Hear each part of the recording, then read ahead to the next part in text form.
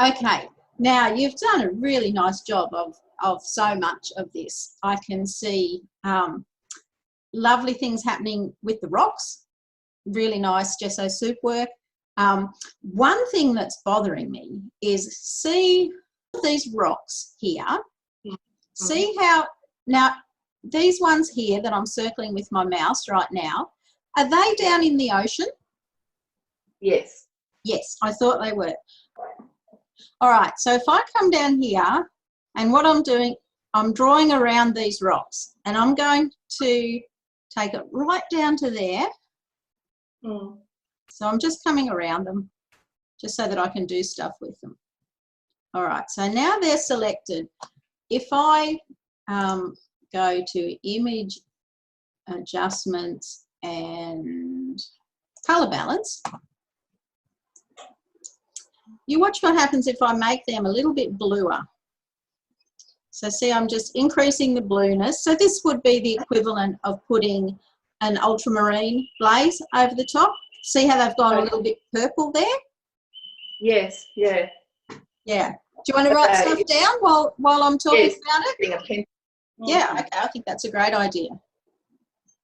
So an ultramarine glaze, and then that's pushing them back and taking them away from competing with the foreground rocks, is that right? Exactly, and it's creating this lovely sort of dip through here too. Instead of being, before it was almost like a barrier stopping us getting further back into the painting. Yes.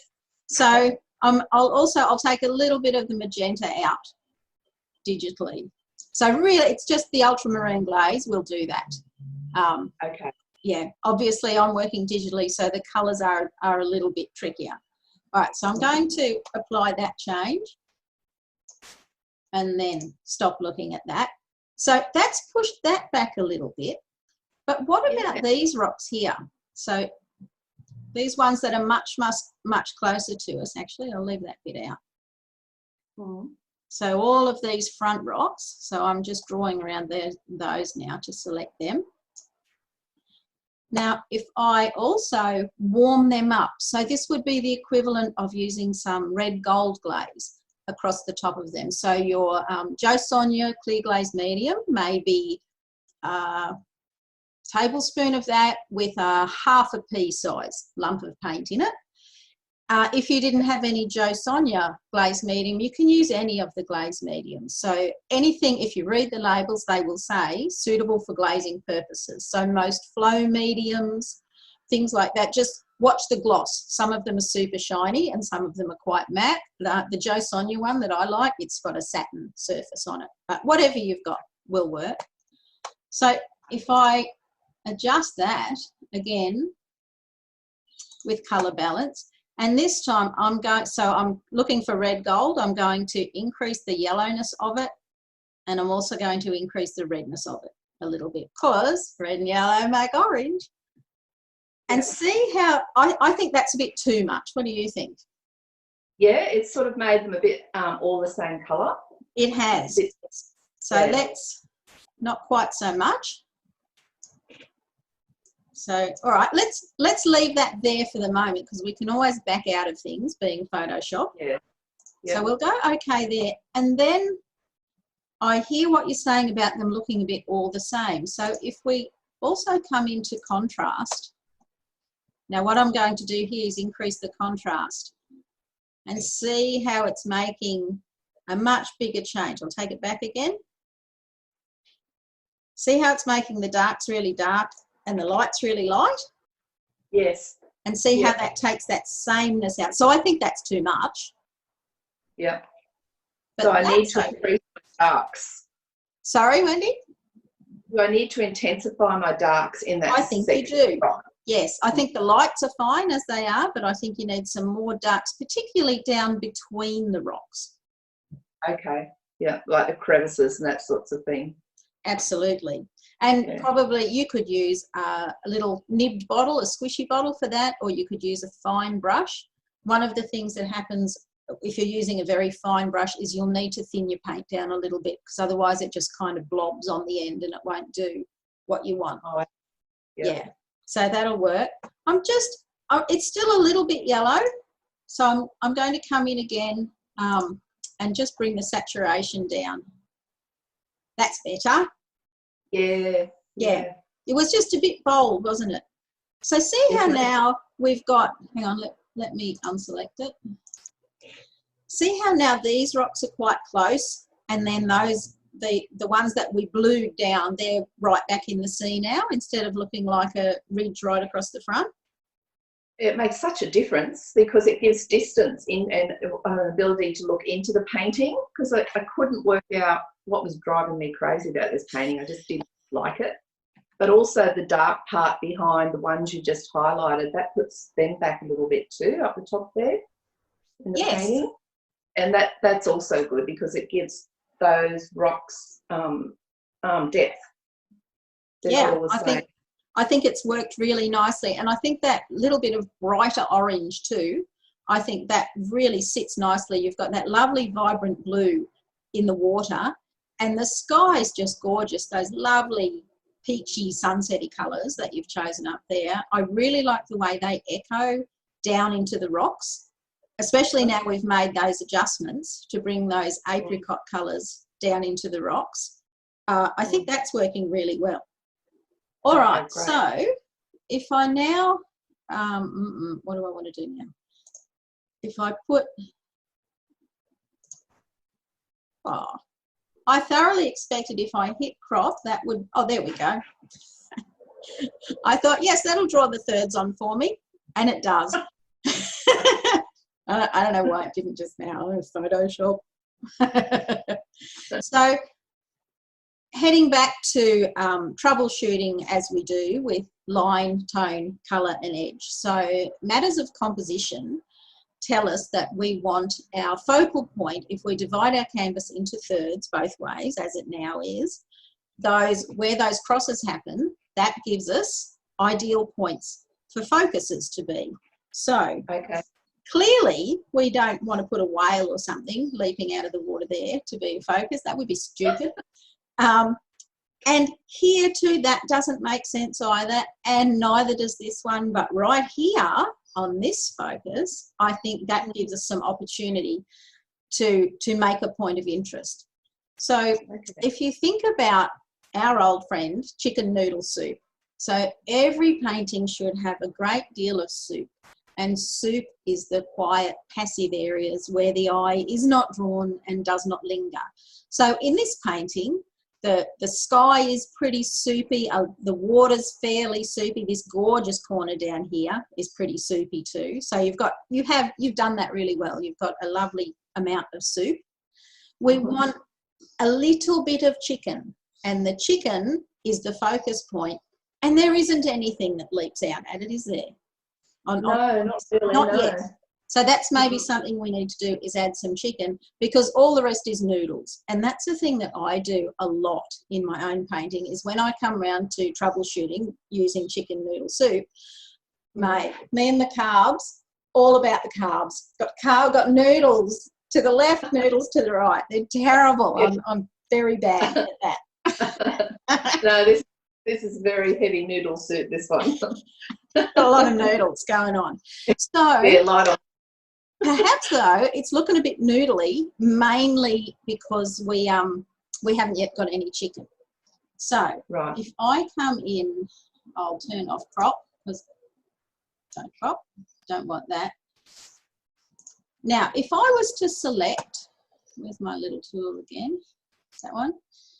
I love this texture here that you've created with the flowers, and I'm going to just pick myself some of these flowers. I'm very impressed with how you've echoed the sky colours, the purple of the sky into the flowers and the shrubbery there. Okay, so I've got a little bit of it selected there. There it is. So there's our little bit of flowers that I've selected. Yeah. Now, I think I might lighten that, because we're wanting it to be chicken. Okay. So I'm going to up the brightness of it a little bit, and I'll make it a little bit more contrasty. So a little bit more light and dark in there as well. So I'm doing it digitally, but you would use the same stencil. So it was the foliage stencil, yes? Yes. Yep. Yeah. So you'd use the foliage stencil again, but you'd lighten your colours. You'd maybe put some more Naples yellow into them, maybe a little bit white. So colours of the same family, but lighter versions.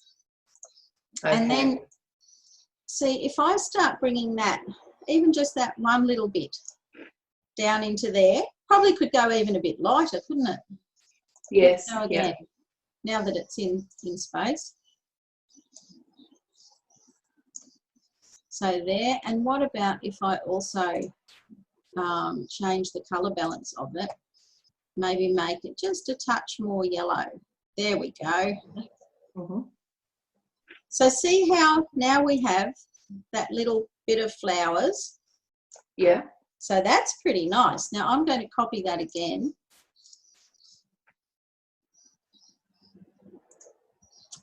And I'm going to paste it again. So we've got more. And I'll put that one there. All right. Yeah, that looks good, making it larger. Yeah, and then I'll break it up a bit. I might actually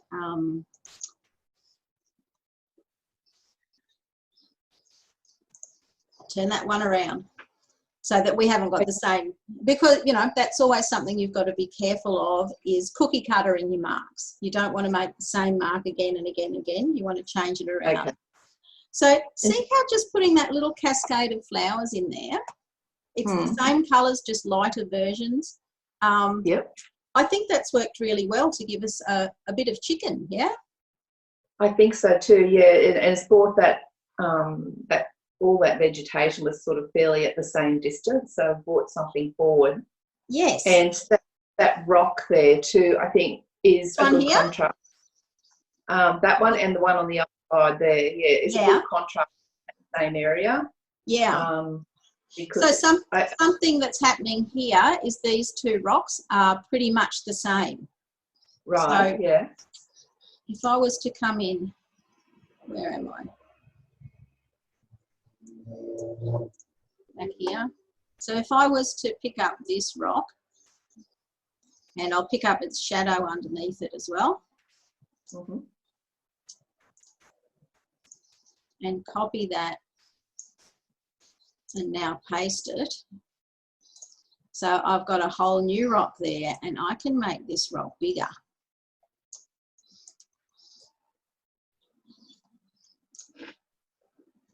And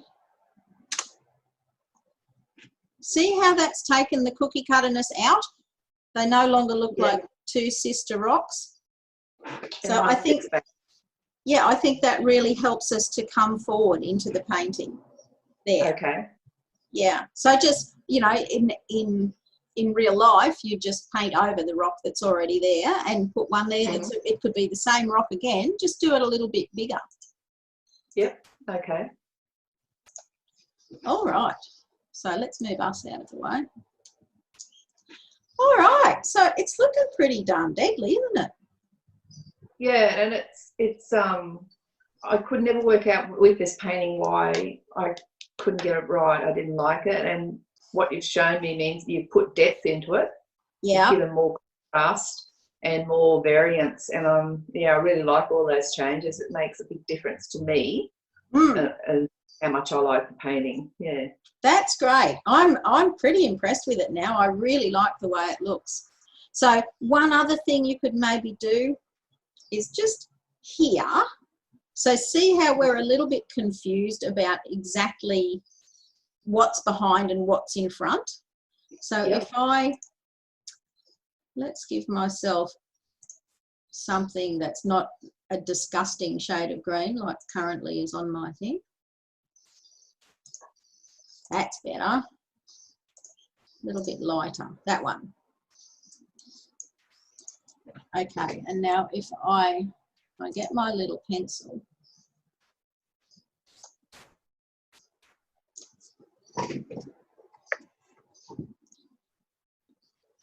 Now, where did we decide? Oh, no, not like that. Thank heavens for undo, hey?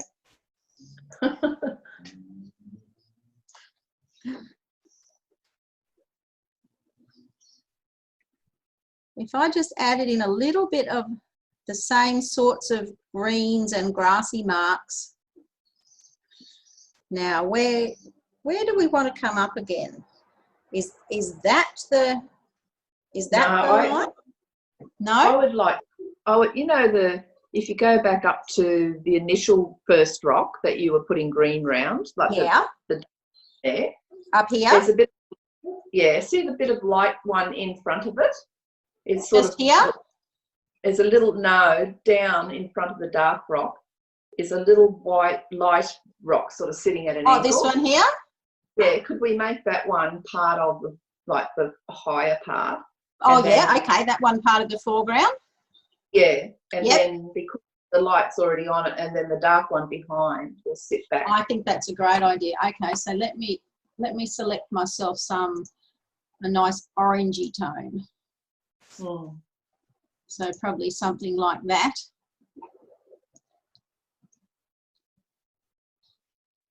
So that's part of the foreground there, yeah? Yeah, yeah. Yep. That's looking so much greener than I wanted it to look. Let's have a little bit of step backwards.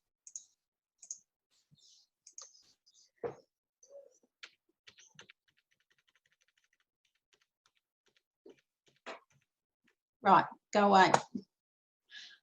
Got a lot. Don't you wish we could go backwards with paint as easily? Oh, yeah, that easily. Just a little. I want a little bit of Control Z in my life. Thank you. Okay, so here, that's better. So that rock, and then let some of that light come in onto those ones.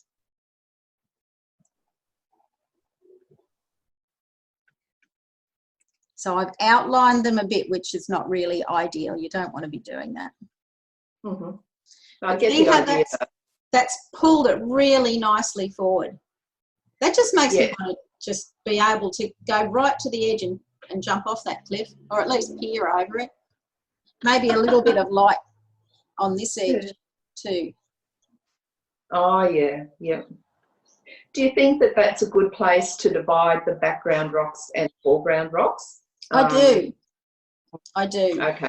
Yeah. I think that's lovely. Very nice. Right. Well, I think we might have solved it. I think so. Yeah. That's so much. Makes so much more sense now. Because I didn't understand before why it didn't work.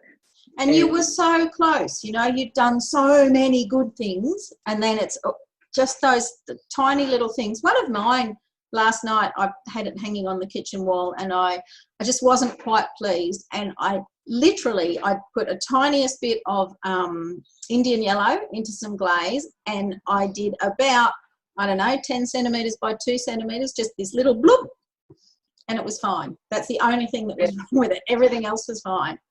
So yeah, it does my head in a bit, that. Yeah, it takes a while to for me to work it out, but I couldn't solve this one. So thanks heaps. You're so welcome.